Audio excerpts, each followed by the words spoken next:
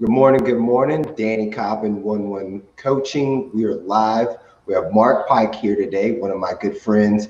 Met him really recently, but I mean, the conversations we have almost every time seem to be like amazing. So we thought, hey, let's sit down, let's talk about parenting, which we seem to always talk about.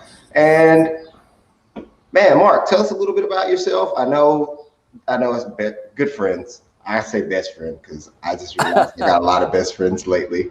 Hey, let's just be best friends. We can be best friends. I like that. I like Yeah, that. you can have more than one. You can have a bunch. I think so. I think that if we talk more than once or twice a month, I think you're my best friend. Yeah, I agree. Especially as you go into adulthood, being able to stay in touch with people gets harder and harder. And Yeah, yeah, so I agree. That makes a lot of sense. 100%. So we're talking parenting.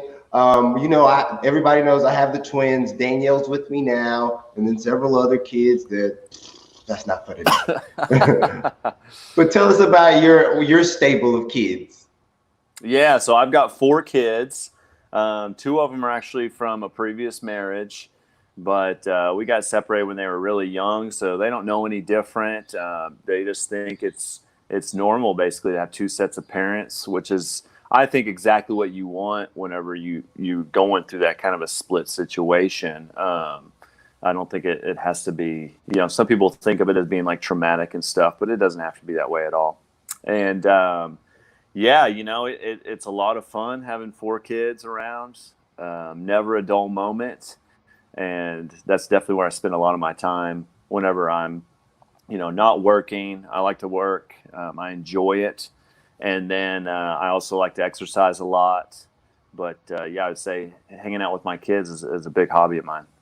Man, there's a few things in that I want to touch on. I love how you always say husband first, then a Oh, father. yes. Yeah, that's And right. then also, another thing that I think is really cool in what you just said was that you have a bonus parent situation, and me and Courtney were just talking about that the other day.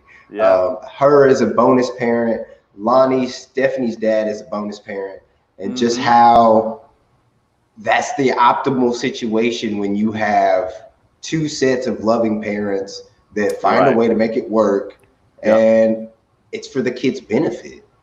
Yeah, I How? totally agree. It's really much more like a tribe, Like if you go Oh back in yeah, time, you're in a smaller village. It wasn't just one set of parents raising the kids. Everybody was doing it, you know? And you had more inputs into the children, so they got a wider variety of like, what can I be like? What can my personality be like? What are my options in life? And so I really like that for our kids, that they get to see different perspectives. And, I don't always agree with the other perspectives, but it's not my job necessarily to choose how my kids decide to turn out in the long run. And so the more feedback and information they can get from other people and seeing how other people live their lives, I think the better. oh, And yeah. I love that, man. I really do, because really what happened with Danielle is that same situation where we Mm-hmm. did have a really, really rough 8 first years. And that Right. doesn't mean like it was a struggle, fist bumping, hey, you need to do this, da da da da. I just mean like I wasn't prepared, whatever, whatever. And then Yeah. whenever we got to the point where, hey, now we're here, I asked her the other day, I was like, hey, do you think me and your mom would work out? She's like, she literally laughed, bro. She's like, That's funny. y'all are two totally different people, and y'all Yeah. have two totally different lifestyles. And I'm so thankful that she even recognizes that, like, oh, like my parents being together would be a disaster. That's right. Yes. But at the same time, like I now have two different like streams of everything coming in, kind of like you're Mm-hmm. saying. And Yeah. what I like about you and Andreas, and I have a guy named Chaz that I'm gonna introduce you guys to is pretty soon. Yeah. Uh, but like the fact that when we sit down and talk, it's about life every single time. Like the impact of sitting down with our kids. And I was struggling for a really long time. Well, actually, it wasn't a really long time. For a little bit of time, being the stay-at-home dad, I was like, hey, I need to start Yeah. making some money. I really need to get myself out there. Really need to charge ahead. And then to realize that right now, I'm not going to get another opportunity to spend so much time where Yeah. they actually want me there. Yeah. And so it's just like I can't wait to get my more clients, more things going on, and those aspects. But right now, my focus is solidly, squarely on this toddler age. Yeah. And we talked the other day about discipline, and I've Mm-hmm. actually had a few questions about discipline, and I actually had to spank Danny the other day, Mm-hmm. and because I take him to his room, right? We'll sit in his room, and that doesn't. I don't know what that's doing. And then I'm like, hey, sit in this corner, and literally he'll sit in the corner, and then his sister will come over, and then Danny will get up, and she'll sit in the corner and look at the wall, and I'll be like, Oh my gosh, that's funny. I don't know that that's like. So the spanking, like it definitely jarred him. I don't know if it's working or not. I didn't know if that worked or not. Me and Courtney are constant conversations about what do we do here? What do we do here? Yeah. And just from I've got 4 kids. I mean, I'm not there right now, but your kids seem to be pretty successful. Yeah. What do I do with this timeout situation? Yeah, I think that, I think timeout can be useful. We don't use it a ton, but I've definitely used it before for sure. And like, I'll use it. I've got a 2-year-old. I've got two up to 11, and I've got a 2-year-old, and so I'll still put her in timeout. And yeah, it's tricky when you have other siblings. Like, you gotta teach them, hey, this one's in timeout, so you can't go in that room. Don't bother them, that kind of thing. Because Okay, timeout is okay. supposed to be like a short period of being alone, to kind of cool down. But yeah, at the same time, you've got to be strict on timeout, and there's got to be like a bigger punishment if you don't follow the timeout rules. And that might be this where the spank can come in. So it's like, okay, you're gonna sit, with my toddler or my 2-year-old. I'll say you got to sit on this blanket, in her room, so she can't just play with toys and stuff like that. It's like, no, you got to sit down here.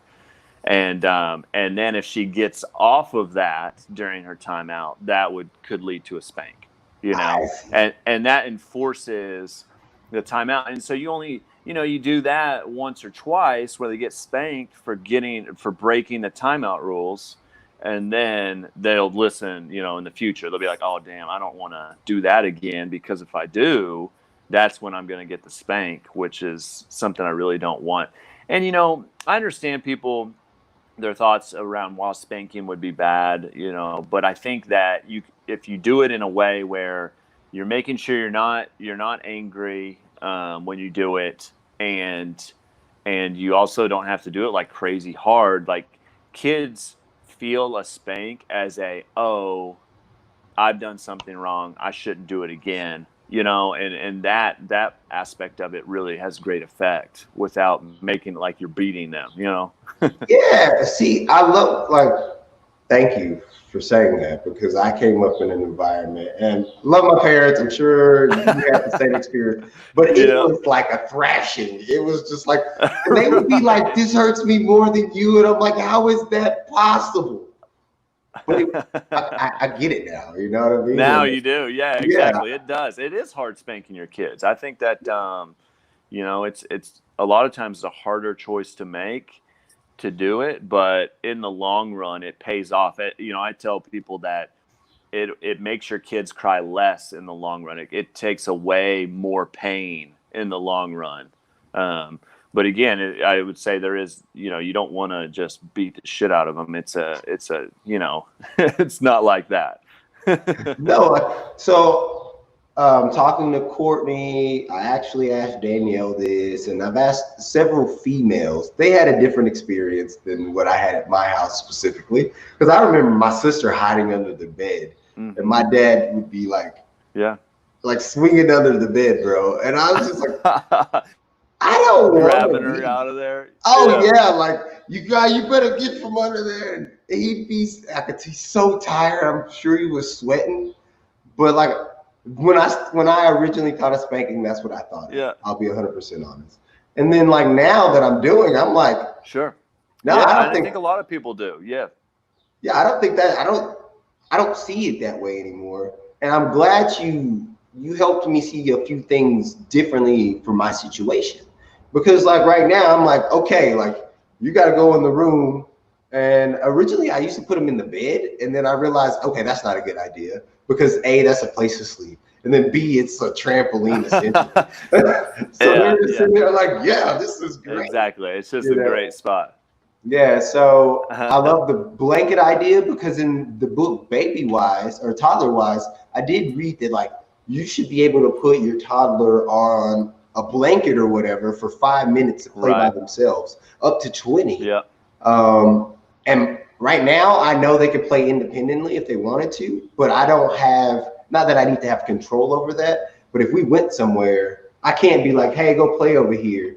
They would be, so that's something like I'm having to look at inside myself steps before the punishment, before any of those other steps. So I love that you helped me see, oh man, there's a lot of steps before that I need to take to really give them some structure to say, hey, these are the things not to do so that you don't end up here. Because in the real world, that's kind of sort of how it works.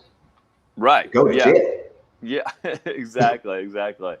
You know, and it's one of those things that you kind of have to learn along the way, which is why talking to other parents is a great idea that have older kids, because, you know, it's one of those things you don't realize like, oh, whoops, I didn't, you know, maybe discipline or correct their behavior enough. And now it's like, I've got to really fix a problem. You know what I mean? And I've seen that before. You know, I think in all my kids, there's been some phase along the way, whether it be related to eating or, you know, bedtime routines or whatever the case may be, where it was, I didn't do something quite right. And so now I've got a big problem that I've got to solve. And again, it just comes back to, it's going to be more painful for the kid now because they're older, they're going to fight back harder, all of those things. And so it's really good to just, you know, teach them kind of that discipline early on. And so for us, like our biggest rule, you know, if you would call it that, we don't really tell them it's a rule, but it's just, you got to do what mom and dad tell you, till you're older, you know? And so that way, if they're running in the road and we say stop, they stop, you know? And that's really what it comes down to. It's, you know, it's having these little battles about small things that don't really necessarily matter, you know, like, no, you can't touch that. And then if they touch it, they get in trouble, you know?